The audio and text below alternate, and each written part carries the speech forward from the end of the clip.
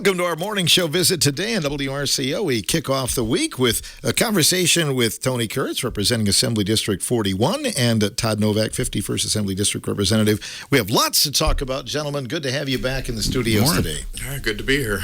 It's wonderful to see the sun. Yeah, it is, isn't it? It's a strange phenomenon. And it's wonderful to be here with Tony. Yeah. Yes, thank you. And it's already started. You as well. Well, you were giving it to Phil already off the air. He was talking about my age or something, I guess. He really was. It was not called for. Man. Anyway, we'll back him in the corner later about something. Yeah. Anyway, severe weather. Man, that was something else in your area there, Tony. We really had obviously you guys had a lot of the rain and things like that. I know I talked to Clay Porter several times, the sheriff, over the weekend and last week, and it did seem like, fortunately for you guys, I mean, you guys got a lot of rain down here. It either went south or north. Up. A lot of people may not realize our district goes all the way up to the Wisconsin Dells area now. So we had some pretty significant storm damage in the Rock Springs, North Freedom area, and then we had the EF3 tornado that went through just north of Union Center. If people are familiar with Union Center and maybe the Elroy Fairgrounds, that tornado's path was basically right between the two. It was on the ground for about 5.5 miles. The fortunate thing is, it was a blessing, nobody got hurt. That was the amazing thing when you look at all the damage throughout the area. And I just want to give a hats off to all the first responders, even people that had significant damage. One of the first things they told me was how helpful everybody has been, all the organizations, but they too were incredibly surprised about how, the transportation, the highway departments, the crews, the electrical crews, everybody got, roads cleared, got power back restored. They were all impressed. So I just want to thank all the first responders and all the people out there, because it really was a tremendous effort. There was a news story today about the man who sold his house and then it blew away 2 days later. Yeah, we went up there, and it is depressing. They had just had an accepted offer. Fortunately, once again, they were in Florida. But yeah, and then this next couple that, they lost their dream home. But once again, fortunately, nobody was hurt. I do want to give a shout out. Yesterday, I went to that fundraiser that the Ithaca Lions Club, they do a tremendous job. They did for Ryan Paulson. That was incredible, the turnout down there. So thanks for everybody that put that on and came out in support. It was bigger than the Ithaca Fair, I think, in terms of it was, parking spaces. It was very humbling. I guess the whole thing you get out of this is, with all the things going on in the world, between the people helping up in Union Center or North Freedom, and then what you see yesterday at for Ryan, it makes you feel good. Our community helps one another, and it's just a testament, especially this last week. Todd, you had a lot of flooding in your area, didn't you? Yeah, we had more. The wind, we didn't have the damage Tony did with tornadoes or anything, but the rain, we had, I think, out to our farm, we had about 8 inches in over a couple of days. And, that was the main thing. I was kind of worried, but it's holding its own. We've got the I got the Pectonica that goes through my goes through my district, and all the tributaries starting northern Iowa County and stuff head to the Peck, which heads to Darlington, and so I was a little worried about Darlington with all that water coming down, and but that was pretty much the damage. But this morning I came up here through Lone Rock, and man, that the bridge boat landing, if everybody's familiar with that, that's right up to the road and the water, and I couldn't believe the water in the fields. But my farmers are itching to get at it. We need a week of dry weather. Luckily, Tony just got last year's crops out, so he's set to go with he and the deer. He and the deer. The deer love it. But my farmers are. It's still time, but they're really itching to go. So hopefully, I haven't looked at the forecast this week. I don't think it's supposed to dry out, because tomorrow it's supposed to be close to 80, so that'll help tremendously. But unfortunately, no, not as much wind damage. It just rained. Boy, did it rain. Some areas, Cobb, over in western Iowa County, had golf ball size hail. So there's a lot of windows broke out in cars on the streets and things like that. But I guess we're fortunate. But as Tony said, one thing that I think makes you proud to be from rural areas, when something happens and storm damages or whatever happens, people come together. They come together to support everybody, whether they know them or not. And I think that's what's very special about being from in rural areas. Yep. Most definitely. Yeah, the hail was certainly a bad issue there, last week, those severe storms, wasn't it? Right, yeah. I mean, I was getting pictures from that just was amazing to me. So fortunately it didn't last long, but I'm sure there was a lot of damage done to roofs. But a lot of vehicles I saw had windows smashed out. So you guys are on vacation now, right? No, we're not on vacation. I will be heading into Madison today, and I know Todd was there quite a bit last week. And no, we still have meetings that we're attending. I've actually met with the county board chair and the county administrator this morning about things that we need to look to at the state level, what we can do to help with different things. We did pass, it was a EMS levy bill that would help with EMS services. Right now under state law, you can do like a county-wide, what has to be within the county borders. But if you look at some of especially of our EMS providers around Richland County, you've got CAS. Well, that goes up to Sauk County. Over in Viola, you go to Vernon County, down in Lone Rock and Muscoda. So Blue River, we were down there for a steak feed Saturday night. But my point is, sometimes you can go outside the county line, and so the bill that Senator Mark Line and I authored, Todd was on that bill, the governor signed that would allow you to establish a EMS district outside of county lines, which is going to give you a little bit more flexibility. So that's something I hope people look into, and hopefully that's going to help with some of the EMS issues that we have. And once again, this is a statewide problem. It's interesting. We've talked about this. I know Todd and Howard and I have talked about just the need for to shore up EMS. We've done that over the last couple of years. We need to continue to do that. We are short EMS providers, but we also need to make sure that when somebody dials 911, someone's coming. And that's one of the reasons why we've been very proactive on some of the EMS things. Yeah. How about it in your area, Todd? Yeah, it's a struggle. I think since I've been in the legislature, every year we've plugged away at changing EMS laws and trying to get more funding to them. And we've made a lot of headway, but still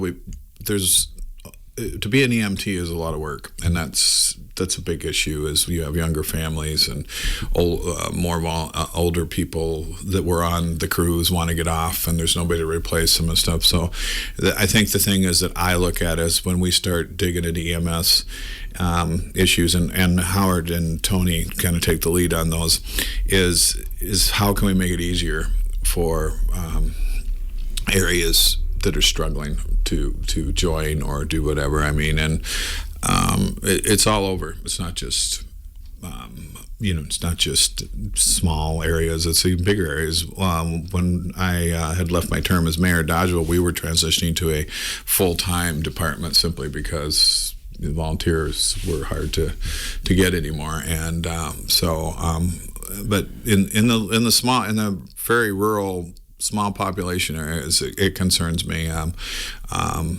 We need to do everything we can to help them. Yeah, tough for people to have jobs that they can just drop and run and those kind of things as well, isn't it? Right, and I think with today's medicine and stuff, and the testing was always, when I first came in, the testing was just a huge problem. In order to get licensed in Wisconsin, you had to do a national kind of test that had really nothing to do with Wisconsin, and we whittled away at that, and so that's helped. Yeah, it's a lot of hours. It's a lot of work, and so I appreciate all the EMTs and EMS services, and it is important that we support them both at the state level and locally level, which I do think at the local level they're very well supported. So. Well, recently, of course, things closed down. You gavelled out for the year, but let's talk about some bills that maybe you were happy about, and then maybe we'll switch gears and think about some things that maybe got vetoed. Tony? Well, one of the, since we were talking about EMTs, it's interesting, the Sauk County DA brought to our attention, last year there was a big study committee looking at some of the state statutes when it talked about codifying certain battery felony charges. Well, when they did that, they actually, when we were rewriting all the statutes and then we signed it into law, something actually got taken out accidentally that protected EMTs from threats. So in other words, in the past, if an EMT arrived on a scene, if he or she was threatened by somebody, bodily threatened, or the DA could actually charge them. That's something that a couple years ago we actually did for medical people, because once again, if they're getting threatened, there wasn't a mechanism you could get charged for causing bodily harm and stuff like that. So we just got that signed into law, so that was something that Senator Barclay and Todd was number 2 on that bill, to basically make sure that statute's back in place. So if somebody is threatening an EMT, a paramedic, they're going to be held accountable for that. So that was one of the good bills that I was glad they got signed into law. I just talked to you about the levy limit bill. The governor signed that. The one that did. It did get vetoed, and it's something I actually talked about on air with you before, was we had a grant program that we had money in the state budget, and basically it would have provided a $5,000 grant, let's say for the city of Reedsburg or city of Richland Center. It was for municipalities below 7,500 people. They could apply to this grant, and then that, like Richland, for instance, Richland Center could get a grant writer to get some of these larger grants. It could be a federal grant, it could be a state grant. Unfortunately, the governor vetoed that bill because he said that we did not give Department of Revenue would control that money and control that application process. They said that we did not give them adequate resources to fund the program. I completely disagree with that. This was literally going to be a one-page form, and the whole goal was to get the money out the door. So, like a Richland Center or a Lone Rock could get somebody to help them with these grant processes. So that's something I'm going to keep advocating for, because like the city of Madison, they actually have people on staff that write grants. You don't have that here. You don't have somebody full-time stand up. It's literally a town chairman or a city employee that has to go through all that work to try to go through the grant paperwork to get the right terminology, the right the format. Why not be able to hire people that actually do that for a living and do it day in and day out to know what people are looking for in those grant funding? So that was a little disappointing. So. Is it true, like if a town, let's say Richland Center grew by 1,000 people, would it be easier to get a grant then? No? It could be based on, like I said, and I know people don't, some people get very upset that the state or the federal government is more going toward grant funding. There is a reason for that. So let me give you an example of what a grant would be. So last budget and then this budget again, Representative Tranel, Representative Novak did a very good job of getting money for the Agricultural Road Improvement Road Program. It's ARIP. So in other words, if a road had heavily agricultural traffic on it, it could get a grant from the state. Well, that was one-time money. We used a lot of surplus money to fund that program, and it's a grant program. Okay, the big thing why we are relying more on grants is because if we do have another bad recession like we did in 2008, 2009, 2010, it's much easier to pull back grant funding than it is money that's already a line item, an allocation in the state budget, an appropriation, okay? Because once again, when you give somebody an appropriation, they're looking, that's something they're relying on year in and year out, whereas a grant, they may get it, they may not get it. And so that's why you're seeing, same thing with the federal government, same thing with the state government, we are doing more with grants. And that's primarily the reason why it's much easier to pull back grant funding. So next budget, if we have a hole in our state budget, we can't, because once again, as a state budget, we have to balance it. If we don't have enough money to fund the ARIP program again, well, that's a program that we can pull back for this particular budget cycle because we don't have the money to fund it. Maybe next cycle we could do that, but that's a little easier with grant funding versus money that's already allocated and appropriated. So that's why you're seeing more and more with grants. Okay. Todd, wins and losses from this session. Well, Tony should have me do that bill. I haven't had a bill vetoed yet. That is true. That is very true. Batting 1,000, I guess. Yeah, batting 1,000. I know how to do it. I'll have to teach him next session. The governor has signed or vetoed all the bills that were passed this session. So he did that a couple weeks ago on a Thursday. Was the last day he had to do that. So the last round, I had one of my bills that I worked really hard on this year, because with my new assembly district, I got a lot of railroad tracks, and these tracks are in serious need of repair. Some go all the way back to the 70s and 80s, and we did a credit refund or a credit for repairs on the tracks, because the state owns all the tracks in the state, and the railroads lease them, and so we gave a credit for the railroads to upgrade tracks, and it was long haul to get through, but the governor signed it into law. Hopefully, I rode with Representative Tranel the train from Boscoville to, I can't remember where we went. Those are in pretty red shape, so we're hoping to get those upgraded.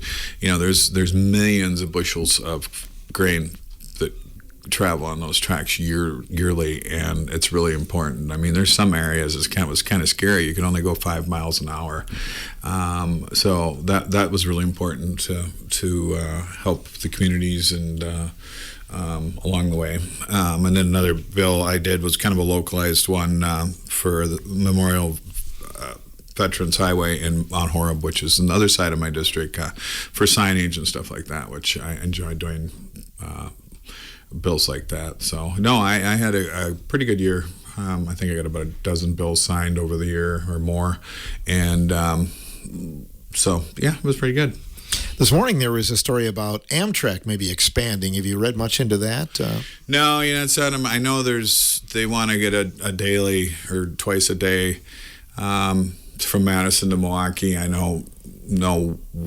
assuming there's not going to be any state money in it. That's probably federal. I know Madison's looking at putting a depot up somewhere along Winona Terrace. I think this has been tried several times or floated several times and never come to fruition. So we'll see what happens. I think in the case of, I'm very, the freight rail to me is the most important, because that's a lot of traffic or semis we're keeping off the roads too, as we know, off the roads. And so that's to me what that looks like tremendously helps. Passenger, I don't foresee the day we're going to be taking a train from Muscadet to Boscoville, but I'm not sure what's going on with the Madison tracks. We're seeing our government working, especially right out here in front of WRCO. We really are. It's lots of work. Between when you look at our district, you have this project going on, and then up in the Dells, I know a lot of people may or may not get up to the Dells. They have the Highway 12 through the Dells right now is really torn apart as well. So it's good. I know it's frustrating for people, but these things need to get fixed. We over the last several budgets have really done a lot of investments in roads. We need to continue to do that investment. Actually, yesterday when I was in Ithaca, I had a wonderful gentleman tell me to reiterate about fixing the roads and stuff, and so we had a good discussion on that. And I also want to say another shout out. How many people actually listen to you in the morning? Got a lot of nice comments about you yesterday. Yes, about how they listen to us in the morning, and they do appreciate the morning show. So, well, good. Yeah, well, a lot of very nice comments. Nice to hear. Yeah, well, absolutely. You probably have some construction going on in your area you too. Yeah, Tony. which is why a little late this morning. They're redoing the Dodgeville intersections this morning. Or started today, the 2 Dodgeville intersections. I've got a roundabout going into Lafayette County, and if you know Lafayette County, I'm not sure how they're going to like that roundabout, but so on Highway 11. And then as I go to Madison, of course, there's always, the 4-lane is just always being ripped up and done, and but a lot of it's needed. And I found out at the local level on road projects, people complain about the roads, and then you redo the road and spend a summer in construction. They complain all during the construction, and then after the road is done, they complain people are going too fast on the road because it's new. So I'm an expert at road projects as far as I think personally, and I'll go back to, we have really done a tremendous job getting road projects out here compared to when I first got elected. That was a big fight because all the money was going to the Milwaukee expressways and things like that, and we had to fight like heck to get money out to these road projects. And I think it's I don't mind seeing this kind of stuff done because it's needed, and we worked hard to get this done. Mm-hmm. I attended the meeting for the businesses along here, when the Highway 14 project started. I was really surprised how much more it cost to put a roundabout in than just putting up a stoplight. I couldn't believe the amount of money that it cost for a roundabout. It is mind-blowing, that the difference in cost and stuff like that. But once again, they have their studies. They're doing the same thing up in the Dells. They're going to be putting some roundabouts in. Just the acquiring land. It takes a lot more property, to do that roundabout. But they have statistics and safety studies that it actually does reduce injuries and number of accidents and stuff. So, but to Todd's point, we need to do these projects. A lot of them have been way overdue, and it's just a matter of getting them done. It's just takes time, takes money, and also takes people. That's the other thing I was telling yesterday to a gentleman. We've been putting more and more money, but now we're kind of getting to a point where it's the labor force to actually get the work done. I mean, we're running into that too because sometimes we just don't have enough people to do some of the work that we need to get done. So the only people sad are the people that do front end alignments, some of our garages and things like that. Yes. They're going to lose money. It's going to be fixed up. So. Well, we still have a lot of roads to fix, so there's still going to be that opportunity for that. Yeah, that's true. And the cost of roads, as with anything, has gone up tremendously. So that's something to look at. So. We'll have more from Tony and Todd. We will have more in just a moment after these words on the morning show.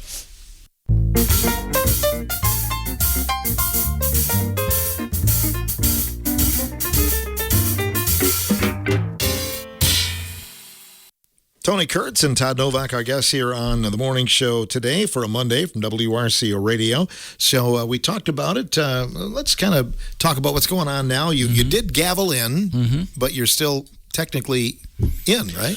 We are, and so I just want to. I know last what had been 2 weeks ago now, the governor called for a special session on nonpartisan redistricting. That's something that actually Todd and I we're on the record for that bill. We actually voted for that in nonpartisan, basically an Iowa-style model. We did that in in September of 2023. We actually took that vote. It was a bipartisan vote, by the way. The Senate, unfortunately, did not take it up. But so we're on the record of supporting that, and the governor did call us in. In the past, to be fair, we did gavel in and gavel out. This time we did not gavel out, contrary to what people are hearing on the news or on Facebook. What we did was we postponed the session. And so what that means is we can come in. That gives us the ability between the Assembly and the Senate to come in anytime we have decided, hey, we've got an agreement with the governor on whatever bill, or that we can still come in. So we have to literally be, it's got to be by state law. We have certain times we can come in, certain times we can't come in, but that gives us the flexibility to come in at any time between now and really the end of the year. You have the date, don't you, Todd? Well, no. You don't know for sure? Well, no. I assume we'll be in May. I would assume we'll be in May. I will say that negotiations with the governor, from what I understand, are going very well, and I think it might be down to dotting I's and crossing T's, and then we'll come in and the Senate and Assembly the same day and vote on what we're going to do with the surplus and how it's going to go back. And I know in previous shows we have talked about the surplus, and basically what I mean by the surplus is at the end of this current budget cycle. Once again, we do a 2-year budget cycle. It runs through June 30th of 2027. At the end of that cycle, we are anticipating about a $2.5 billion surplus. And so why we have been working with the governor is to see what we can do to help alleviate some of the cost issues. Obviously, we've talked about looking at how do we help with the property taxes. So there's certain mechanisms that we can do to put money into property tax reforms. I know a couple weeks ago the governor unfortunately vetoed the no tax on tips and the no tax on overtime. Once again, that was a bipartisan bill. That is something that's going to be back on the table, believe it or not. Part of this negotiation with the governor is maybe revisiting that tax on tips, tax on overtime, once again, school, to help with the property taxes. But also something that we've heard probably the most, especially from our school districts, is increasing that dollar amount for special education. That's something that is a big expense for our schools, which actually takes money away from other students. And so that's something that we are really looking forward to, is increasing that number for special education, and that will help a lot of our school districts. Todd, you had a referendum go down in your area, didn't you? Yeah, I had 5 referendums in my assembly district. 4 of them passed. One went down, Dodgeville, for the 3rd time, and there's some issues there. So I don't know if they're going to come back in November or how they're going to do that. The other 4 were in Lafayette County, and they smaller schools. And man, those small communities band together. They want to save their schools. Those were more replacing debt referendums, where they went 3 years ago for a referendum that only lasted 3 years, and that's replacing this. And they overwhelmingly. Darlington had a building referendum, actually, which are rare out here nowadays. They're my only school district that's growing. They're at about 803 students right now, projected to be about 900 in 4 or 5 years. They're busting at the seams. And and then I think I don't have it anymore, but I think Monroe went down 2, and that's the 3rd, 4th time for that, because Howard and I were talking. He had all this in his Senate district, all the referendums in his Senate district, except for Monroe and Dodgeville. So yeah, I would look for a package with the governor that will include more money for the schools, and then immediately we'll hear it's not enough. And Tony and I go through this all the time. So right now they're all asking for us to keep special ed what we said it was going to, and I firmly believe 100% in that, and I agree with that, and so that should help. And there are mechanisms we need to give back to the taxpayers. This $2.5 billion is taxpayer money, so we got to figure out a way to do that. But I think we're really close, and I think we'll get it done. So there's something to be said about split government. It does force you to agree, to come to an agreement, and if you come to an agreement that maybe not everybody's happy with, it's probably a damn good agreement. Mm-hmm. So I think that's kind of what will be here. So, but Phil, to your point earlier about, that's why we postponed session. That gives us now the ability to come in at a later date to do this legislation. So that's why we didn't gavel out like some people are reporting. So yeah, that's one of those things that I'm sorry, Phil, but the press likes to say we gavel out and gavel in, and that isn't how it works. And those other press people, not you. You're right. Good, and as you can tell, it bothers Tony since he keeps bringing it up. Well, there's always more to the story. That's true. There's always the old wonderful Paul Harvey. See, Tony and I, unlike some people, Tony and I don't live on Facebook, and that's where you see all this stuff and you just shake your head sometimes. So I wanted to ask you about name, image, and likeness, because that's certainly been somewhat of a controversial thing. It has, and just to let you know, what Phil is referring to is we as a state. Okay, so let's take the UW athletic department. The UW athletic department, the vast majority of their money is in a segregated account, and it's all based on ticket sales. It's based on revenue sharing as far as commercial, like TV contracts, radio, all that stuff goes into basically what the UW athletic system gets. From that UW athletic system, they pay for all the major sports programs. They pay for football, hockey, women. And then you have Title IX sports, and those are federally required female sports that we have to do. A lot of people don't realize that the football program for the state of Wisconsin basically pays for all these other programs. They really do. I mean, basketball does okay, hockey does okay, volleyball, of course, is really doing good, but those programs are somewhat self-sufficient, but all the other ones, the football program, believe it or not, is paying for those. Part of that money that they receive from ticket sales, all that other stuff, actually goes into debt service. So the unfortunate thing happening right now in college sports is, under a Supreme Court ruling how many years ago, basically now athletes can be paid, to your point, name, image, and likeness, to participate in sports. So now it is a wild west when it comes to sports. I mean, it could be Ohio State, it could be Notre Dame, now they're paying that quarterback. It could be, last year, one of the quarterbacks for the Miami University was getting $4 million a year. Okay, so we, as University of Wisconsin, we're competing against all these other schools. So we as a state is picking up a little bit more of the debt. So this what we approved in the Assembly and the Senate, and what the governor signed, is we are going to pick up more of the debt on, like, the stadiums and some of the buildings and things like that. And that's going to free up some money for the UW system to help with some of these name, image, and likeness. I'm not crazy about it, but I guess the reason why I voted for it is the fact that having a empty stadium, because let's be honest, the football team last year was not very good. I mean, we can debate if NIL is a good thing, not a good thing, but I guess I'm looking at it from a money standpoint.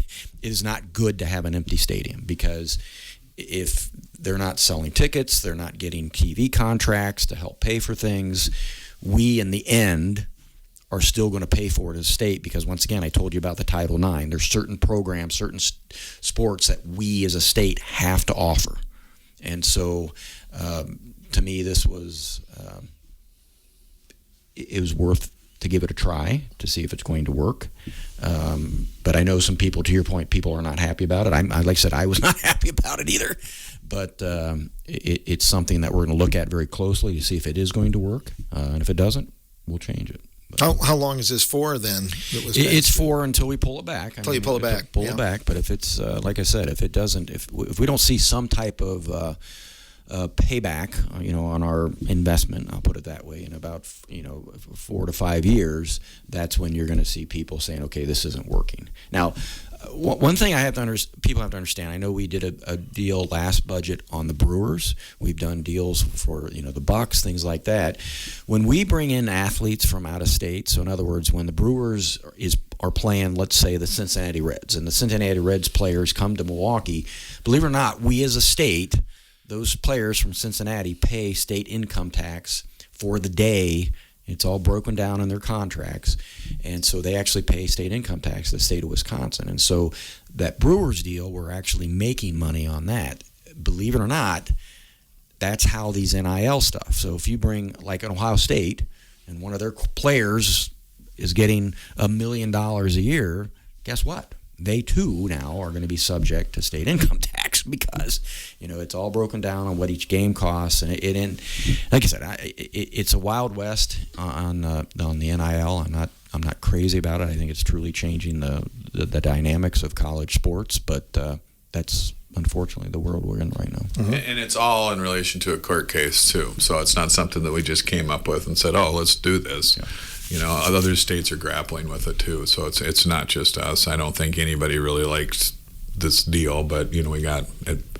It got done, but it's just as many things we do sometimes are related to court cases. So yeah, back in our day, a full ride education was enough, but that's not the case, right? Right. So, and if you didn't couldn't get a full ride, you joined the military. Looking at the helicopter pilot over there. Nothing wrong with. It's wonderful to serve the military. Absolutely. I've heard stories. So anyway, changing subject, the governor race. How do you guys see that? What do you think of that?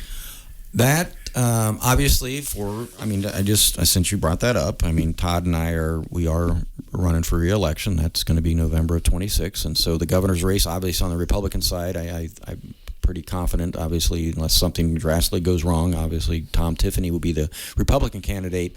On the Democrat side, that is, I should ask you, Phil, what do you think of that race? Because that one is up in the air. I can't remember how many candidates are 7, I think. No, I think there's more than that. Yeah. 8 to 10. I think. And it's wide open. If you look at, I know a lot of your listeners may have never heard of Charles Franklin. Charles Franklin runs the Marquette poll. Probably people have heard of the Marquette poll, but I actually listened to him last week give a presentation, and it's interesting. A lot of people are just kind of disengaged right now too, and they don't know a lot of the different candidates. So, there's still time, obviously, but it's going to be interesting. It's kind of interesting from this angle because I know all. I think I know all the candidates running in both sides. So personally, it's kind of interesting to watch. But I would, Tom Tiffany would be the Republican nominee, and I couldn't tell you who's going to come out on the other side. That's fascinating to me as somebody that likes watching that stuff to see what's going to come out. So yeah, they're all out and about. But it will be quite interesting. I would think at some point, I think they're starting to come off. The gloves will come off, so it could go a couple ways. It could get really messy, or it could kind of just get along. But I have a feeling it's going to get messy because I don't see any of them dropping out. But that's just what I think. So, and I will say, so a lot of people ask why people haven't dropped out, and it's basically because nobody's really coming on top on who's coming polling wise, but also the money, because I hate to say it, these campaigns cost money. They've all raised similar amounts of money, so nobody's really came to the top that overwhelmingly raising more money than the other ones. So that's why they're all kind of sticking in there, because it's anybody's race right now. And to Todd's point, over the weekend, so they did start attacking one another, which is. Like I said, I know a lot of people don't get into that. We sit back and we kind of chuckle about some of those things. So, you guys have worked with Governor Evers now. You've had some wins and losses. We have, and I'm not gonna. I understand we're on two political spectrums with the governor, but regardless on how people feel, the governor he is a nice person, and we can disagree politically, but. We've actually had some good deals done. To Todd's point, it just takes time. You got to talk. You got to sit around a table. You're not going to get everything you want. He didn't get everything he wanted, but at the end of the day, we did get. Well, Todd did. But at the end of the day, we did do a lot of legislation that needed to be done for the state. And like I said, we can differ back and forth on some of the issues we don't agree on, and that's very valid, but there's a lot of things that we did get done. That's one thing I know Todd's talked about in the past. Over 90% of the bills that we pass and get signed into law, they're all bipartisan bills. And so Todd has served with a Republican governor. I have not. I've only served in split government. I don't necessarily think it's a bad thing, because you do have to work together. So. Todd? Yeah, I would agree. I've had a good relationship with the governor for his 8 years, Evers, and I get along with him personally. He is a super, super nice guy. And he's really not a potshot guy. Once in a while he'll say something, but I found him easy to work with. I did work or as to Tony's point, I have. Well, I served with Governor Walker for 4 years, and it's a totally different environment. He was good to work with too. I could go in there and tell him what I needed and everything. So I don't know. I think people want us to work together. I've gone through enough elections, and that's the one thing that people say. And I think there's a perception out there that we don't get along or nobody likes each other. And I will say Madison's not D.C. I think what you see in D.C. is probably real, but in Madison, we work across the lines together pretty well and do what's best. And neither Tony nor I or Travis or Howard have these huge political bombshell bills we do. We kind of stick to the local EMS, roads, railroads, those kind of issues that I enjoy doing. And I think we just kind of plug along at that. So it'll be change with the new governor to see how. The changing of the guard is interesting to watch. Well, it's refreshing to hear you say that he's a nice guy, though. That's not common. Yeah, I think he's a nice guy. I mean, I've been, and he's accessible. I've been able to call down and say, "Hey, has the governor got time to see me?" Sometimes it's like, "Yeah, can you come down in 10 minutes?" And or I run into him at the Capitol and talk to each other and bill signings are fun because he makes them fun, and it's just it's a good thing. I mean, to your point though, Phil, we can. There's difference between attacking one another personally versus, we can disagree on policy, and yes, there's things I adamantly disagree with on the governor. It's like I said, that local government bill veto in it, but to the end, he's a nice person. He's like Todd and I and you. We all care for the state. We want to do the best for the state. We just have maybe different ways of getting there. And so I think at the end we do have to work together, and we have to make sure we get some good policies across the finish line. And the announcement that Robin Voss is retiring as well, that made headlines. Absolutely. And so next session, if we in the assembly, if we maintain the majority, there will be opportunities for some of us to move up if we so desire. So, yeah, I kind of knew it was coming, and he's done his time, 20 years. He's taken a lot of arrows, man, for us, and that's his job. So, when Tony's speaker, hopefully he still comes on your. Hopefully he lowers himself to. Yeah, hopefully he still comes on the radio, and we'll have leadership elections after the November election and see where it pans out, and he'll be hard to replace. I know, like I said, he takes a lot of arrows and a lot of heat, and he does it for us, people like me and Tony, so that the heat's off our back. Unfairly, he gets persecuted, very unfairly, and he's a nice guy too. He helped recruit me to run for office years ago, and so just a nice guy. I have a personal friendship with him as well as professional. So, and I'm going to say this, since obviously there are some people out there that absolutely cannot stand him. They don't understand at the end of the day some of the major deals that we've got in this state with the governor. Speaker Voss, he was pushing those. Believe it or not, he does want to find a deal. Contrary to what people say, he's actually quite a master at deal making. It's just he doesn't necessarily do it in the public or in the limelight. He does a lot of things, working across the aisle, sitting at a table and having discussions, literally talking things out. And some of those conversations aren't pleasant. They're not. They're not. They're very unpleasant at times. But at the end of the day, you get a good product. And I think that's the most important thing, that people need to understand, that we do talk. You may not hear about it in the news. You may not see it. And what you're seeing is that we're back and forth, but you're not seeing the things that are actually taking place, the phone calls, the meetings, the time that's spent to actually understand each other's point of view and how we need to fix things. Good conversation this morning, gentlemen. We appreciate you. Thank you. Thank you. It's always good to see you. You too, Phil. Thanks for coming in. Tony Kurtz and Todd Novak, representatives from our area on today's morning show.